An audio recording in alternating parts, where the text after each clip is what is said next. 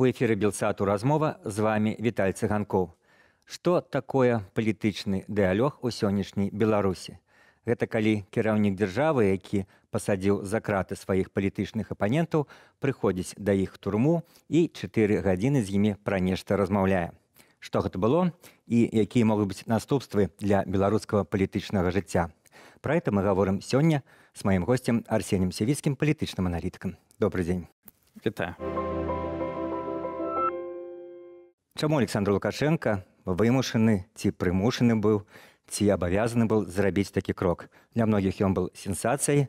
Да гэтага некалькі месяцаў Лукашенко гаварыў, што ягоныя палітычныя абаненты гэта ніхто, і няма пра што з імі гаварыць, няма пра што з імі абмяркоўваць, і раптам ён прыходзіць да іх у турму і нешта ўсё-ткі абмяркоўвае. Значыць, без гэтага дыалогу ён ужо не можа уяўляць сваё палітычнае выжыванне.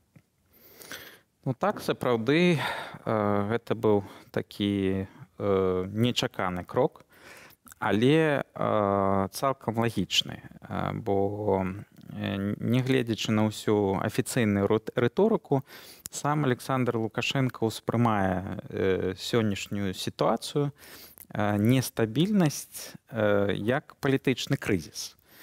І гэты палітычны крызіс павінен неяк вырашацца. Усе спробы падавіць пратэсты з дапамогай сілы яны праваліліся. І мы бачым, што пратэстныя хвалі адбываюцца кожную нядзелю, і не толькі ў Менску, але і у іншых вялікіх і сярэдніх гарадах Беларусі. І відавочна, што гэтыя пратэсныя хвалі будуць узмацоўвацца, асабліва пад канец гэтага года, калі усе беларусы адчуюць на сябе наступствы даволі сур'ёзнага сацыяльна-эканамічнага крызісу.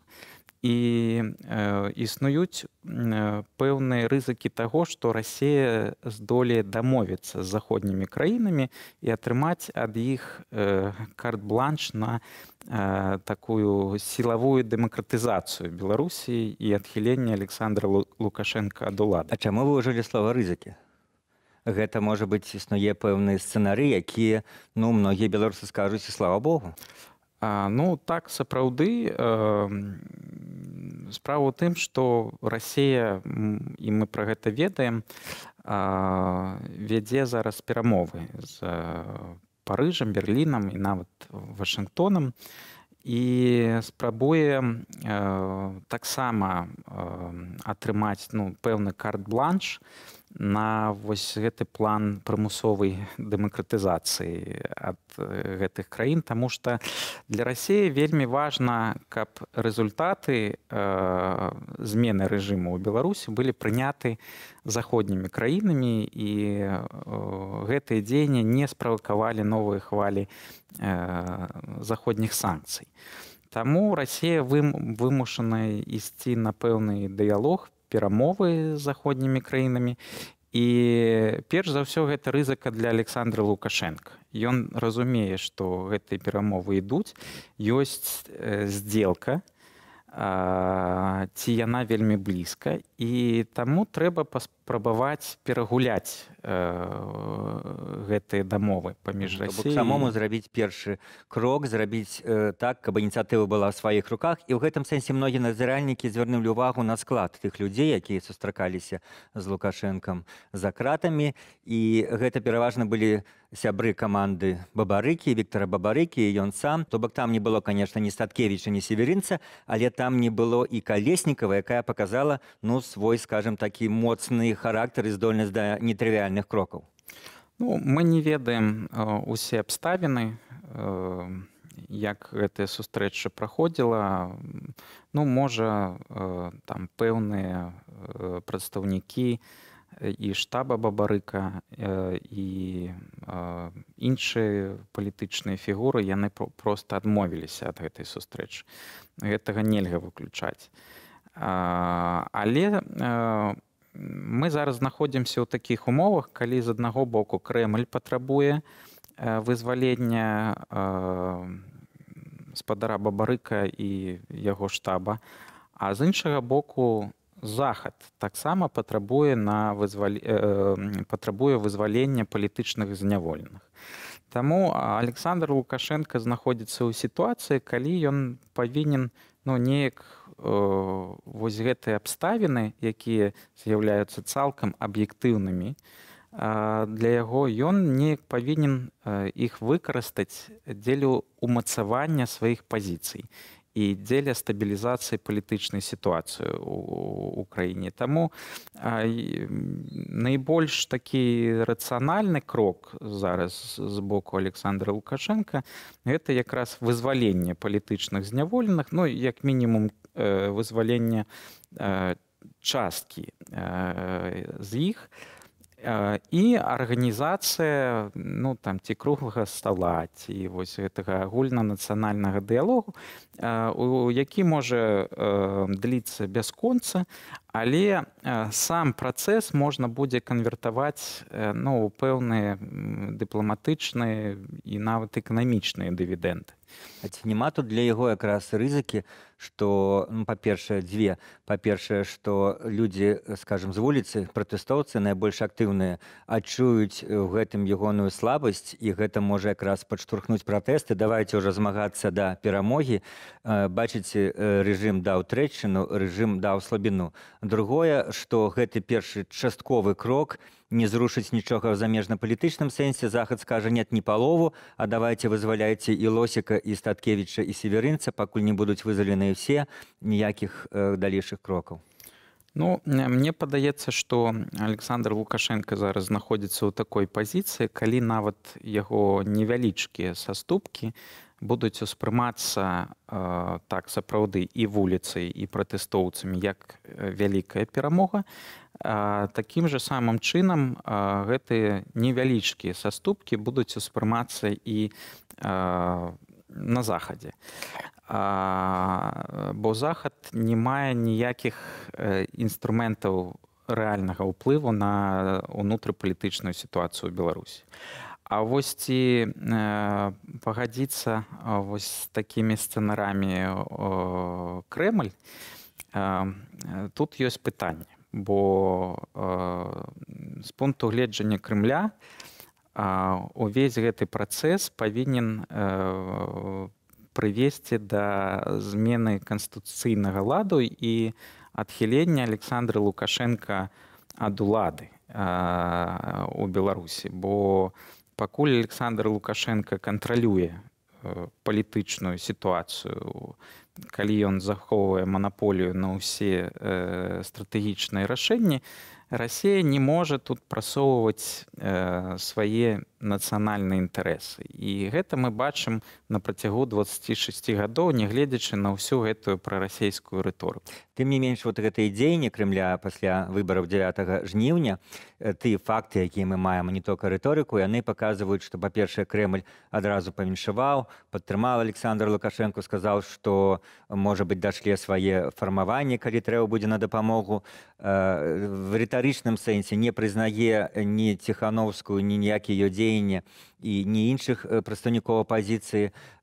Прапаганда падтрымлівае Лукашэнку. Вот як гэта ўсё спалучаецца? То бок робяць адно, а маюць на ўвазе зусім іншае, рыхтуюць зусім іншае?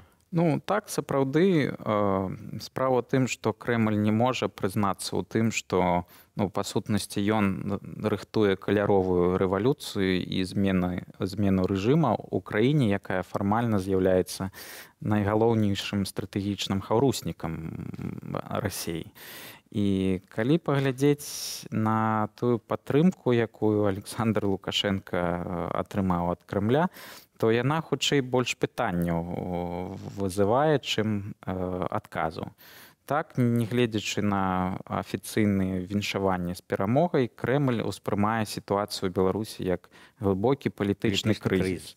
Но мы ведаем, чаго хоча Крэмль. Крэмль хоча вяртання Канстытуцыі 1994 года, то бок гэта азначае дэцэнтралізацыю ўлады і перш за ўсё дэманапалізацыю ўлады Александра Лукашенка. І, ну, і самае галоўнае тое, што калі б Крэмль хацеў сапраўды падтрымаць Александра Лукашенка, то гаворка б ішла пра мільярды даляраў фінансавай дапамогі. На сённяшні дзень, мажліва, Лукашенко атрымае ад Масквы 500 мільёнаў даляраў для рэфінансавання запазычанасцяў перад расійскім урадам. Гэта не тая дапамога, якая б сапраўды магла стабілізаваць і сацыяльна-эканамічную, і палітычную сітуацыю ў краіне. Тое, што Масква не дае грошы, па-вашаму, гэта проста ад таго, што у саміх мала самім трэба в адрозненне там нулевых і дзесятых гадоў, ці гэта наўмыснае палітычнае рашэнне, каб, ну, тое же самае падвесіць Александра Лукашенку і даць яму зразумець, што тут не чакай, сюрпрызаў не будзе? Ну, я б сказаў, што гэта спалучэнне вось гэтых двух фактараў. З аднаго боку, сама Расія вымушана будзе зараз шукаць пазыкі на захадзе, на еўрапейскім рынку капітала. А з іншага боку, вось гэтыя аб'ектыўныя абставіны, калі Расія больш не можа фінансаваць і субсідаваць свайго хаўрусніка ў тых жа самых памерах, як гэта было да 2015 года, калі ад 5 до 10 мільярдаў даляраў штогод, гэта былі пэўныя скрытыя і прамыя субсідыі. Крэмль выкарыстоўвае вось гэтыя новыя рэаліі дзеля таго, каб націснуць на Александра Лукашенка, стварыць крызісную сітуацыю і паспрабаваць прасунуць свае нацыянальныя інтарэсы. Але хутчэй за ўсё, што Александр Лукашенко ўжо прыняў пэўнае стратэгічнае рашэнне для сябе. Ён не пойдзе на той ультыматум, які Владзімір Пуцін яму сфармуляваў падчас перамоў у Сочы. Тое, што Лукашенко робіць пасля гэтых перамоў з Владзімірам Пуцінам, сведчыць аб тым, што Лукашенко не пойдзе на саступкі і будзе спрабаваць стабілізаваць гэтую сітуацыю унутрыпалітычную на сваіх умовах. Але, ну, які, умоўна скажам, у яго рэсурсы, магчымасці прыняць такое рашэнне, ён сябе в дадзеным выпадку в такой сітуацыі на фоне таго ж сацыяльна-эканамічнага крызісу вырашыць проціпаставіць сумеснаму фронту, умоўна скажам, захаду і Расіі, і наколькі ён збіраецца з гэтым фронтам актыўна змагацца, і колькі і якія ён бачыць там перспектывы для сябе? Ну, справа ў тым, што гэта не першы раз у гісторыі сучаснай Беларусі, калі Расія спрабуе дамовіцца з Захадам пра вырашэнне так званага беларускага пытання. Мы такія ж самыя працэсы назіралі ў 2010 годзе. І сапраўды рэсурсы вельмі абмежаваныя у Александра Лукашенка, калі гаворка ідзе пра фінансавыя, сілавыя рэсурсы, нават пра рэсурс рэальнай сімвалічнай легітымнасці. З гэтым таксама ёсць праблема. Але дэ-факта Александр Лукашенко кантралюе цалкам сітуацыю у Беларусі, і усе як тактычныя, так і стратэгічныя рашэнні залежаць ад яго апошняга слова. Дзякуй, Арсень. Сустрэча Александра Лукашенко з самімі палітычнымі апанентамі ў сценах турмы показала, што ўлада пацвердзіла, што аднымі толькі рэпрэсіямі палітычны крызіс у Беларусі не вырашыць, і яна гатова да некаторых больш, скажем так, іншых крокаў. Лёд кранулся, як казаў адзін літаратурны персанаж. Гэта была размова на Белсаце. З вами был Віталь Цыганкоў.